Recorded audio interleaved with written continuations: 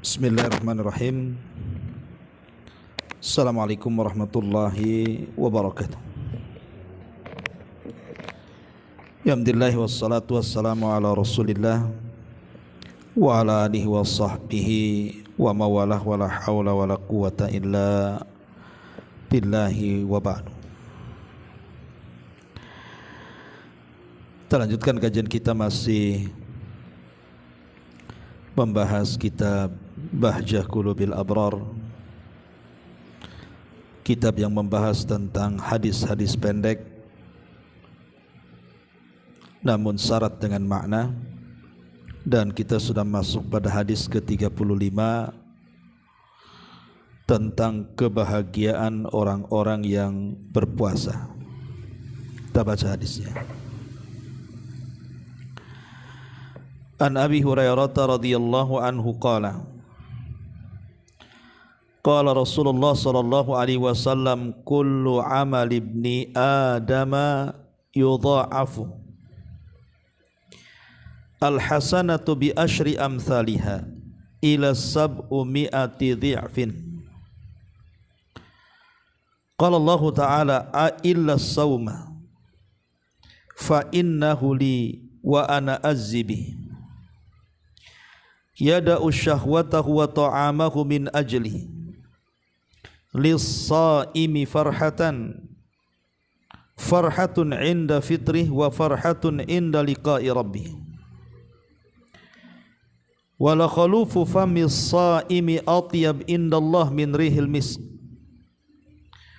was-saumu jannatun wa idza kana yaumus saumi ahadikum fala yarfuth wa la yaskhab fa in syabbahu ahadun aw qatalahu falyakul inimru'un sa'imun, muttafaqun alaih. Dari Abu Hurairah radhiyallahu an, beliau bersabda, dari Abu Hurairah radhiyallahu an, beliau berkata, Nabi sallallahu alaihi wasallam bersabda, setiap amalan anak Adam itu akan dilipat gandakan pahalanya. Satu kebaikan akan dilipat gandakan 10 hingga 700 kali lipat. Kemudian Allah berfirman, kecuali orang yang berpuasa. Karena puasa itu adalah untukku, kata Allah, dan akulah yang akan memberikan pahalanya. Sebab ia telah meninggalkan syahwat dan makanannya karenaku. Dan bagi orang-orang yang berpuasa itu ada 2 kebahagiaan. Kebahagiaan ketika dia berbuka dan kebahagiaan ketika berjumpa dengan Rabb-Nya. Sungguh bau mulut orang yang berpuasa itu jauh lebih wangi di sisi Allah dibandingkan wanginya minyak kasturi atau minyak misik. Puasa adalah perisai. Jika salah seorang di antara kalian sedang berpuasa, maka janganlah mengucapkan kata-kata kotor dan berbuat kebodohan. Apabila ada seseorang yang mencelanya atau hendak menyakitinya, maka katakan kepada ia, sesungguhnya aku sedang berpuasa. Hadis ini disepakati Imam Bukhari dan Muslim. Baik. Ma'asyiral muslimat yang dimuliakan Allah Subhanahu wa taala, hadis ini menjelaskan kepada kita tentang kebahagiaan yang akan diterima oleh orang-orang yang suka berpuasa, baik puasa wajib ataupun puasa sunnah. Di mana Nabi sallallahu alaihi wasallam mengatakan, lis-saimi farhatan, bagi orang yang berpuasa itu ada 2 kebahagiaan. Kemudian Nabi sallallahu alaihi wasallam mengatakan, adapun kebahagiaan yang pertama, farhatun inda fitri, bahagia saat dia berbuka. Bahagia saat dia berbuka. Dan yang kedua, bahagia saat berjumpa dengan Rabbnya. Apa maksudnya bahagia ketika berbuka dan bahagia ketika berjumpa dengan Rabbnya itu? Adapun bahagia saat berbuka, ada dua kebahagiaan saat berbuka itu.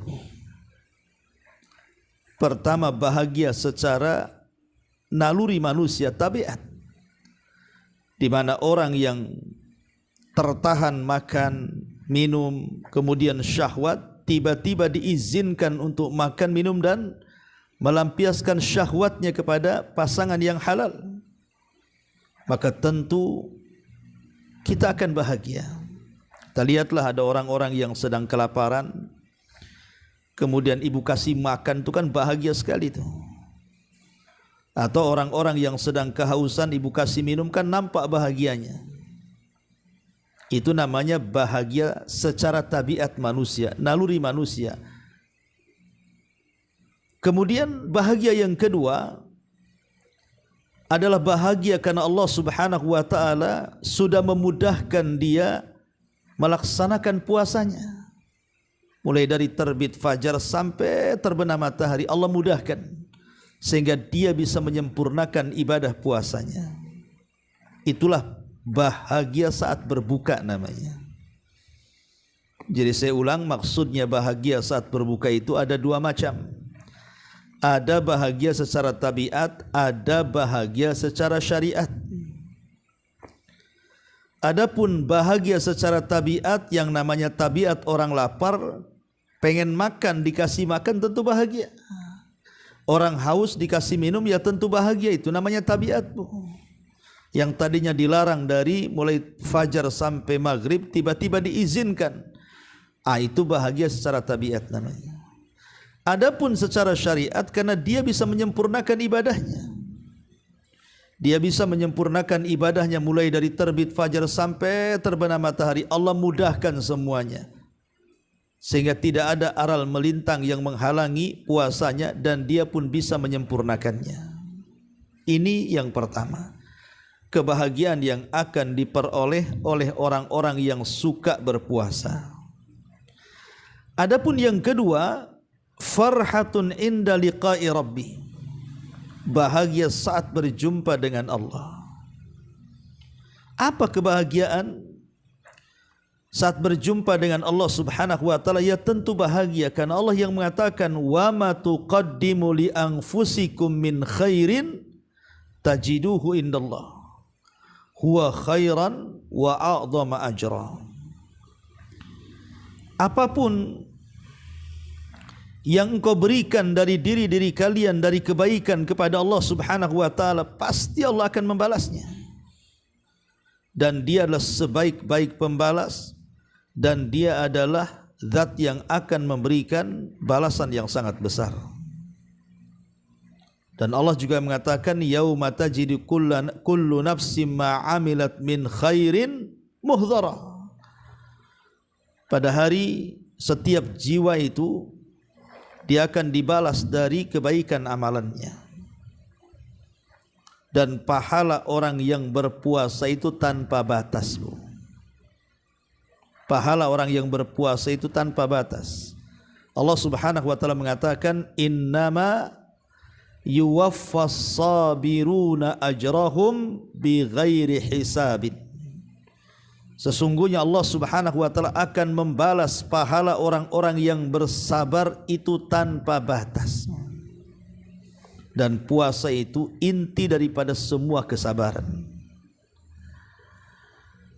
Apalagi Allah Subhanahu wa taala mengatakan dalam ayat ini bahwa puasa itu bagian daripada melatih kesabaran, dan orang yang sabar itu pahalanya tanpa batas. Lah Nabi sendiri mengatakan di sini bahwa setiap kebaikan itu sebenarnya satu kebaikan paling sedikit akan dilipat gandakan menjadi 10 kali lipat sampai 700 kali lipat pahala, kecuali puasa. Yang mengatakan kecuali puasa ini adalah Nabi SAW, di mana Allah Subhanahu wa taala berfirman, illa sauma, kata Allah, kecuali puasa. Fa innahu li, bahwa puasa itu untukku. wa ana azzibi, saya yang akan membalasnya. Ma'asyiral muslimat yang dimuliakan Allah Subhanahu wa taala. Al-Imam Ibnu Uyainah atau Sufyan ibn Uyainah rahimahullahu taala, guru besar yang berfatwa di tanah haram di zamannya, dan dia adalah guru daripada Imam Syafi'i rahimahullahu taala. Sufyan ibn Uyainah rahimahullahu taala mengatakan bahwa seluruh pahala yang kita lakukan di dunia itu bisa diambil oleh orang-orang yang dizolimi oleh kita di dunia, kecuali puasa. Jadi semua pahala yang kita lakukan, dari salat kita, dari sedekah kita, dari haji kita, dari baca Quran kita, dari zikir kita, itu bisa dirampas oleh orang-orang yang pernah kita zalimi di dunia, kecuali puasa, kata beliau. Jadi ibu pernah mendengar hadis yang disebut dengan hadis muflis, hadis orang yang bangkrut. Ketika ditanya oleh Nabi SAW para sahabat, atadruna mal muflisu hadhil ummah, wahai sahabat-sahabatku, tahu enggak orang-orang yang bangkrut dari umatku ini? Sahabat polos saja ngomong, ya wahai Rasul, orang yang bangkrut adalah orang yang tidak punya dinar, tidak punya dirham, usahanya gulung tikar, itulah orang bangkrut. Kata Nabi SAW, bukan itu bukan hakikat bangkrut. Tapi hakikat bangkrut adalah orang yang datang menghadap Allah, membawa segudang pahala salat, segudang pahala sedekah, segudang pahala ini dan pahala itu, tetapi di lain kesempatan dia pun menzalimi orang, mencaci maki orang, menghina orang, menggibah orang, menumpahkan darah orang, dan begitu seterusnya. Maka orang yang zalim dan orang yang dizalimi itu akan berjumpa di kontor, di depan pintu surga. Kemudian orang yang zalim akan ditagih hutangnya sama orang yang pernah dizalimi. Kata orang yang dizalimi, hei fulan, engkau di dunia sudah zalim kau kepadaku, maka sekarang mana pahalamu? Akhirnya pahalanya dikasih sesuai dengan kezalimannya. Kemudian datang lagi orang yang pernah dizalimi, boleh jadi mungkin yang ini pernah menggibahnya, yang tadi pernah menghinanya. Dulu kau pernah menghina aku, kau pernah menggibah aku, mana pahalamu? Akhirnya kemudian pahalanya dibagi-bagi itu, Bu, kepada setiap orang yang pernah dizalimi di dunia. Makanya hati-hati, jangan suka zalim kepada manusia, nanti bisa bangkrut kita. Lah apabila seluruh pahala ini sudah habis karena diambil oleh orang lain yang kita sakiti, yang kita zalimi, sampai ludes, tiba-tiba orang-orang yang menuntut kita itu masih banyak. Kemudian dikatakan, hei fulan, kau juga berbuat zalim kepadaku, mana pahalamu? Kata dia, habis pahalaku, sudah dibagi-bagi orang. Enggak apa-apa, kau tinggal ambil dosaku, pegang dosaku.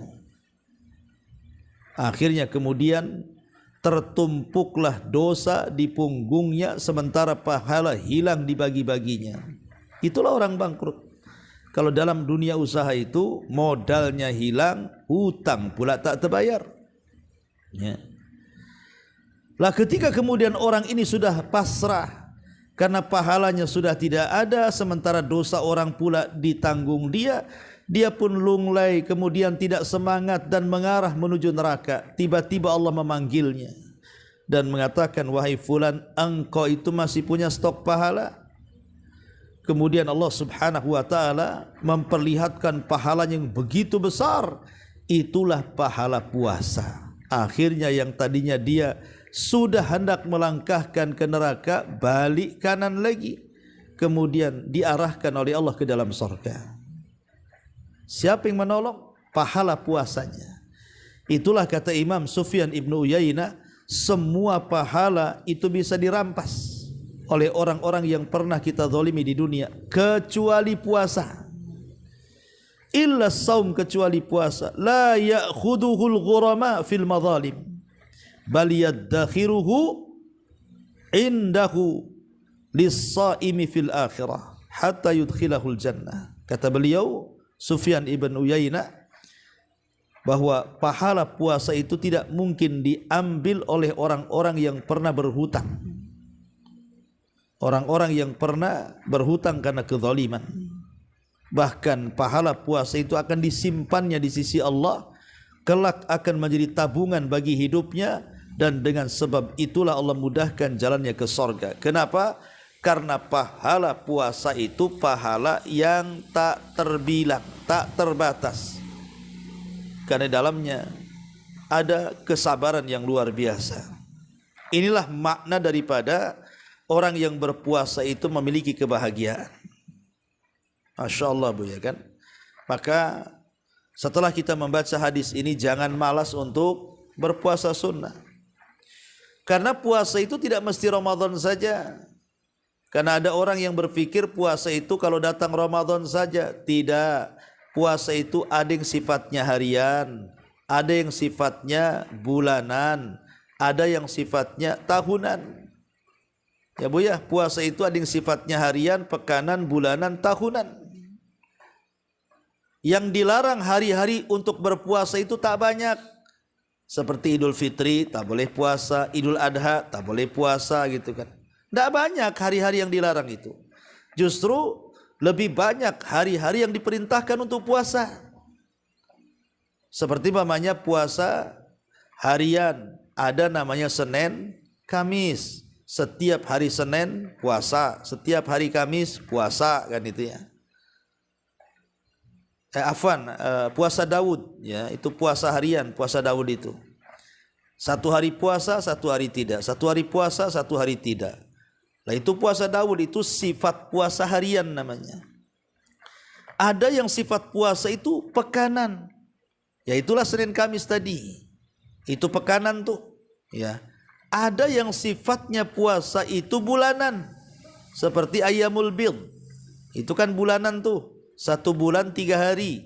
Dan yang paling afdol di tanggal-tanggal ketika bulan besar atau purnama. 13, 14 dan 15. Atau kalaupun tidak bisa maka boleh di tanggal manapun, yang penting 3 hari.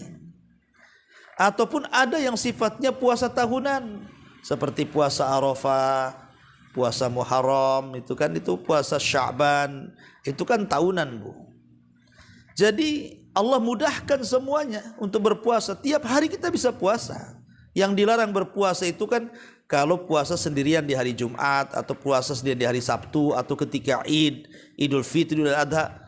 Paling cuma 4 hari saja yang dilarang itu. Mungkin hari tasyrik lah agak banyak lah, dari tanggal 10 sampai tanggal 13 kan dilarang puasa. Tapi dalam setahun itu hampir semua hari dipastikan boleh berpuasa. Baik bentuknya puasa Daud 1 hari puasa, 1 hari tidak, atau puasa Senin Kamis, atau puasa Ayyamul Bid, atau puasa tahunan yang sifatnya Muharram, Dzulhijjah atau Sya'ban gitu ya. Jadi Allah Subhanahu wa taala memberikan kesempatan untuk menabung sebanyak-banyaknya supaya ketika pahala kita ludes habis diambil oleh orang-orang yang dizalimi, kita masih punya stok pahala. Karena sekali lagi pahala puasa itu tidak bisa diambil oleh orang-orang yang kita sakiti. Dan itu kebahagiaan yang luar biasa, ya. Ma'asyiral muslimat yang dimuliakan Allah Subhanahu wa taala. Baik, di sini kita bahas sedikit. Kata Nabi sallallahu alaihi wasallam, "Kullu amal ibni Adama yudha'af al-hasanatu bi asyri amsalihha ila sab'umi'ati dhi'fin." Setiap amalan anak Adam itu akan dilipat gandakan pahalanya. Satu kebaikan itu akan dilipat gandakan menjadi 10 kali lipat, sehingga 700 kali lipat. Ma'asyiral muslimat yang dimuliakan Allah Subhanahu wa taala. Kemudian kalau Allah taala, Allah berfirman, illa saum, kecuali puasa. Fa innahu li wa ana azzibi. Puasa itu milikku, aku yang akan membalasnya. Contoh satu amalan, satu kebaikan yang dilipat gandakan 10 kali lipat Bu. Contoh orang yang baca Quran. Nabi SAW mengatakan, man qara'a harfan min kitabillah falahul hasanatu wal hasanatu bi asyri amsalihha. Siapa yang membaca satu huruf dalam Quran, maka setiap satu hurufnya akan dilipat gandakan menjadi 10 kali lipat. Nah, itu setiap kebaikan 10 kali lipat pahala. Ila sab'umi'ah sampai 700 seperti orang bersedekah. Seperti Allah yang mengatakan kan, Allah mengatakan mathalul ladzina yunfikuna amwalahum fi sabilillah kamathali habbatin ambatat sab'a sanabil fi kulli sumbulati mi'atu habbah. Jadi permisalan orang-orang yang sedekah di jalan Allah itu sama dengan orang yang nanam biji kemudian tumbuh, akhirnya batangnya yang besar itu menumbuhkan batang yang lainnya sebanyak 7 batang. Dari setiap satu batang itu kemudian berbuah 100 buah. Itu contoh kelipatan pahala itu menjadi 700 kali lipat seperti orang yang bersedekah kan itu. Tetapi ada pahala itu yang tidak ada batasnya. Dia tidak dilipatkan menjadi 10, dia tidak dilipatkan menjadi 700 kali lipat. Tidak, bahkan tidak tahu lipatannya berapa. Itulah yang Allah katakan di sini, qalallahu ta'ala illa sauma, kecuali puasa. Fa innahu li wa ana azzibi, itu untukku dan aku yang akan membalasnya. Dari sini kita tahu bahwa Allah Subhanahu wa taala mengkhususkan bagi dirinya ibadah puasa dari seluruh amal-amal ibadah yang Allah perintahkan kepada hamba-hambanya, dan ini menunjukkan kemuliaan puasa di sisi Allah. Kemuliaan puasa di sisi Allah Subhanahu wa taala, bahwa Allah mengkhususkan ibadah puasa itu hanya milik Dia dan tidak dikatakan kepada ibadah-ibadah yang lainnya. Ma'asyiral muslimat yang dimuliakan Allah Azza wa Jalla. Kemudian kalimat wa ana azzibih, dan saya yang akan membalasnya. Dengan balasan yang tidak terkira menunjukkan apa? Karamullahi Azza wa Jalla. Bagaimana Allah itu karam, zat yang maha pemberi. Allah itu karam, di mana Allah Subhanahu wa taala kalau memberi itu tanpa batas.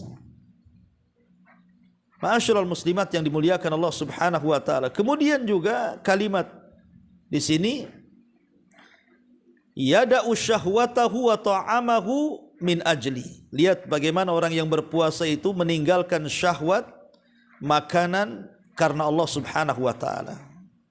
Apa balasannya, Bu? Karena ketika kita di dunia, kita ini sudah berpuasa karena Allah Subhanahu wa taala, menahan syahwat sehingga kita tidak melakukan hubungan dengan orang yang halal sebenarnya kita lakukan, suami istri, tapi dilarang.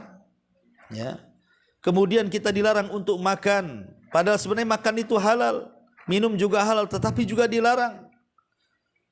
Lah sebagai al-jaza min jinsil amal, bahwa balasan itu ditentukan dengan amalannya, maka kelak pada hari kiamat puasa itu akan membela kita sebagai bentuk syafaat. Jadi puasa itu akan datang kepada Allah Subhanahu wa taala. Kemudian puasa akan mengatakan di hadapan Allah Subhanahu wa taala, ya Rabb, orang ini karenaku dia mencegah syahwat dan juga makan. Karenaku dia berlapar-lapar, karenaku dia menahan syahwat. Ya. Jadi orang-orang yang berpuasa ini, maka kelak puasa pada hari kiamat itu akan membela dia. Akan membela dia sebagai bentuk syafaat. Maka beruntunglah orang-orang yang suka berpuasa, karena syafaat, karena kelak puasa itu akan menjadi syafaat dia kelak pada hari kiamat di sisi Allah Subhanahu wa taala. Ma'asyiral muslimat yang dimuliakan Allah Subhanahu wa taala. Kemudian kalimat yada'u syahwatahu, bahwa orang yang berpuasa itu meninggalkan syahwat, bahwa amalan yang paling tinggi di dalam meredam syahwat itu adalah puasa. Amalan yang paling tinggi di dalam menekan hawa nafsu itu adalah puasa. Makanya Rasulullah SAW ketika mengatakan kepada anak-anak muda, apa kata Rasul? Ya ma'syarasy syabab, man istata'a minkumul ba'ah falyatazawwaj. Fa innahu aghaddu lil basar wa ahsanu lil faraji. Wahai anak-anak muda, kata Rasul, kalau kalian tidak sanggup untuk kawin, enggak masalah, tetapi berpuasalah. karena puasa itu bisa lebih menundukkan pandangan dan bisa menjaga kemaluan. Menunjukkan bahwa puasa itu adalah perkara yang bisa menekan syahwat. Sering saya katakan bahwa syahwat manusia itu pertama ada di fudulul kalam, banyak bicara, ya. Kemudian yang kedua fudulun naum, banyak tidur, ya. Kemudian yang ketiga fudulut ta'am wasyarab, banyak makan, banyak minum. Kemudian yang keempat fudul al-ikhtilatin nas, berlebihan di dalam bergaul dengan manusia. Itulah orang-orang yang terdorong syahwatnya. Biasanya syahwat itu terdorong, akhirnya banyak ngomong, banyak makan, banyak tidur, banyak bergaul, kan gitu, Bu. Tapi kalau orang berpuasa, 4 syahwat ini dengan sendirinya akan teredam, Bu. Karena orang yang berpuasa itu malas ngomong, ya. Orang yang berpuasa itu lapar, susah tidur. Orang yang berpuasa itu tidak suka bergaul dengan orang, panas-panas nanti buka, gitu ya. Orang yang berpuasa itu tidak mungkin makan minum, ya. Jadi syahwatnya itu terrem dengan puasa itu.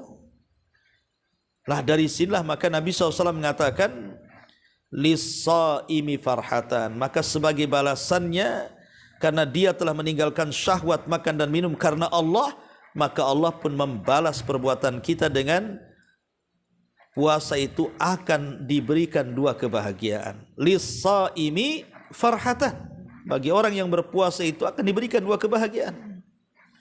Farhatun inda fitri, kebahagiaan saat berbuka. Tadi saya sudah katakan, kebahagiaan ketika berbuka itu ada namanya bahagia tabiat, ada namanya bahagia syariat. Karena lapar dikasih makan, haus dikasih minum, bahagia secara tabiat.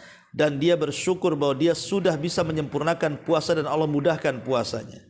Wa farhatun inda liqa'i rabbi, kemudian bahagia ketika berjumpa dengan Allah. Kenapa? Karena pahalanya disimpan oleh Allah.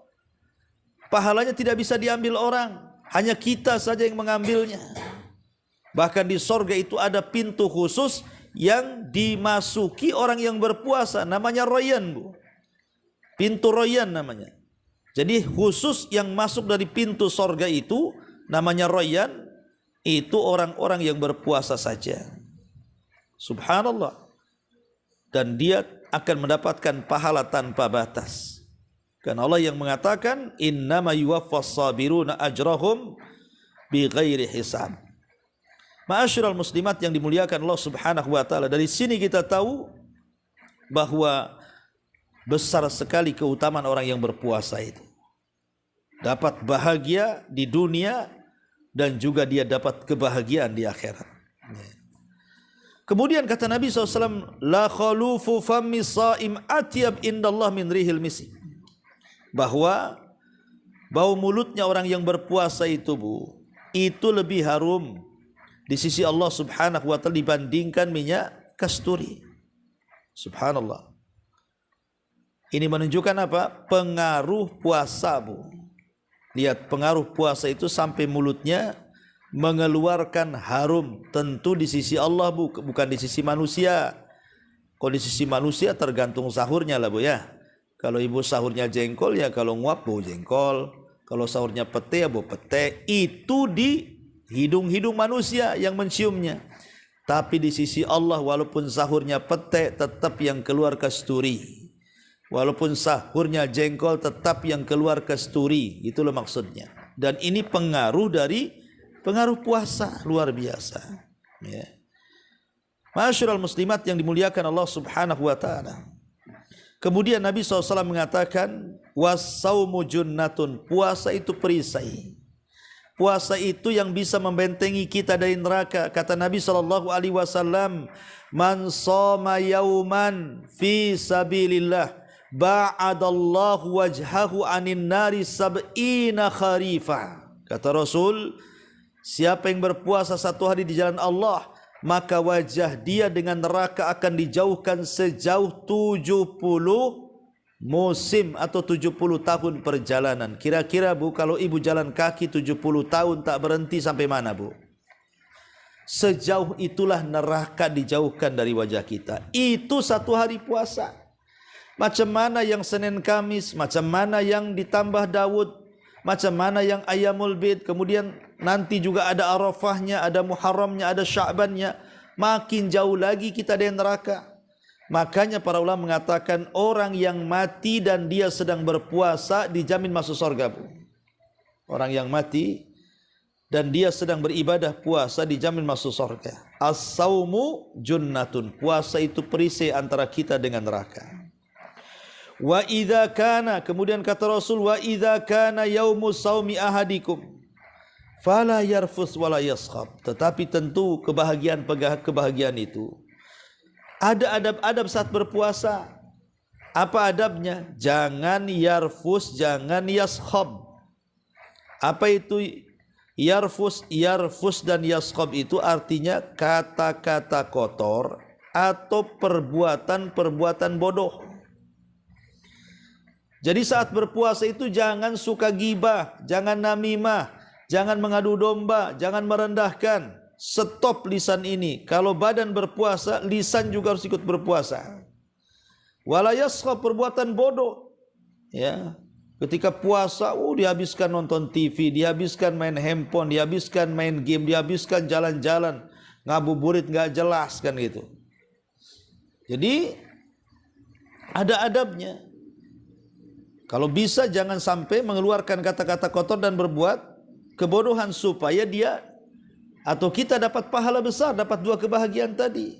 Makanya solusinya, Bu, kata Nabi SAW, fa in sabahu ahadun, kalau ada orang yang mulai mencela ataupun qatalahu, ngajak perang, ngajak kelahi, falyakul ini mru'un shaim, katakan saya sedang berpuasa. Jadi ibu kalau bertengkar dengan suami mulai marah, bilang sama suami, "Pah, lagi puasa loh, nanti aja." Dan itu. Tetangga pula marah-marah. Ibu sebenarnya sudah kepancing emosi, tapi karena ibu sedang berpuasa, ibu tahan-tahan. "Maaf ya, lagi puasa. Titik sampai di sini, Bu, jangan kasih koma. Nanti kalau maghrib aku sudah puasa, awas kau." Enggak gitu juga. Ya, artinya cukup kita katakan saya lagi puasa, Anda usah tambah-tambah lagi kalimatnya. Ya. Masyaallah muslimat yang dimuliakan Allah Subhanahu wa taala, lihat bagaimana puasa ini memiliki keistimewaan yang luar biasa. Selain daripada hadis ini tadi saya jelaskan adanya syafaat dari orang yang dari puasa itu sendiri, kemudian dosa-dosa kita diampuni, bahkan seandainya ibu sedang berpuasa, kemudian ibu lelah letih kemudian tertidur, maka tidurnya dianggap pahala. Ingat ya, tidurnya dianggap pahala, Bu, kalau memang ibu nih keletihan kemudian pengen tidur. Bukan dari pagi tidur sampai maghrib. Nggak gitu, Bu, itu orang malas namanya. Maksudnya karena mungkin lapar, kemudian juga haus, kemudian ibu ngadem tertidur pula, insya Allah tidurnya pahala. Ya, karena ada seorang istri Nabi SAW, Sofia atau siapa yang saya lupa namanya. Dia mengatakan, "Duhai kiranya enak sekali orang yang berpuasa tidur saja bernilai pahala." Tapi kalau hadisnya itu lemah. Ada hadis bahwa tidur yang berpuasa itu pahala, itu hadisnya lemah. Ya. Tapi maksudnya di sini kalau dia keletihan, kelelahan kemudian tertidur, insya Allah itu bagian daripada pahala, tetap dicatat pahala walaupun dia tidak sadar. Ya. Taib, masyaallah muslimat yang dimuliakan Allah Azza wa Jalla, di antara keterangan para ulama. Taib, perhatikan bukunya. Di sini pengarang Syekh Sa'di rahimahullahu taala, dia mengatakan betapa agungnya hadis ini. Hadis ini menyebutkan amalan khusus lalu menyebutkan keutamaannya, keistimewaannya dan pahalanya, baik yang disegerakan maupun yang ditunda. Penjelasan tentang hikmahnya, tujuannya dan adab-adab utama sebaiknya dilakukan di dalamnya, semuanya terkandung dalam hadis ini. Ya. Kemudian hadis ini juga menjelaskan tentang sebuah prinsip yang luas,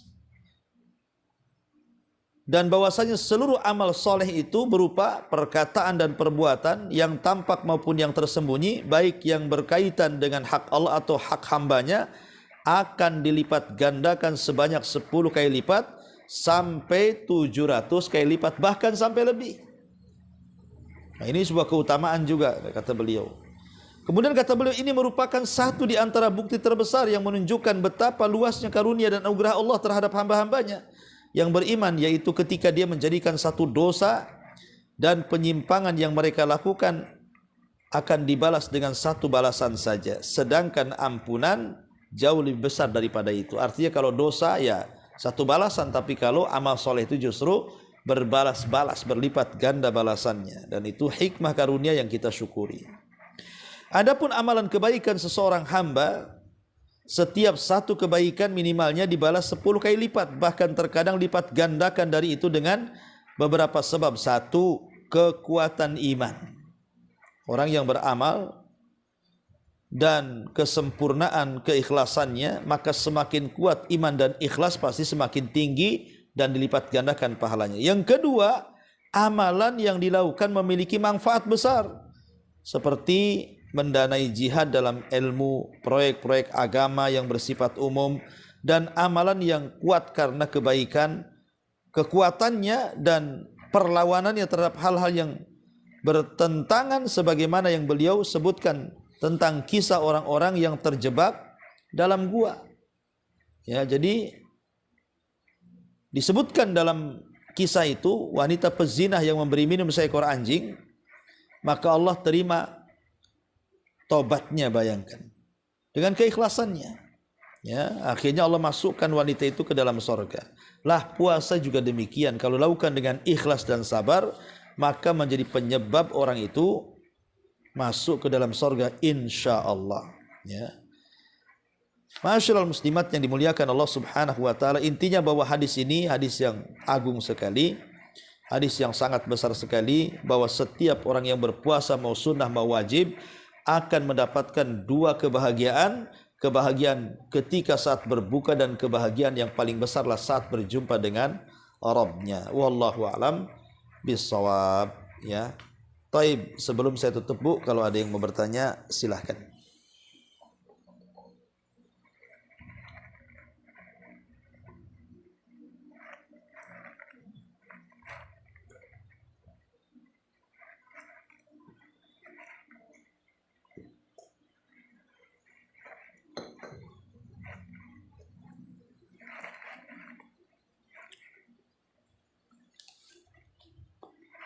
Nggak ada.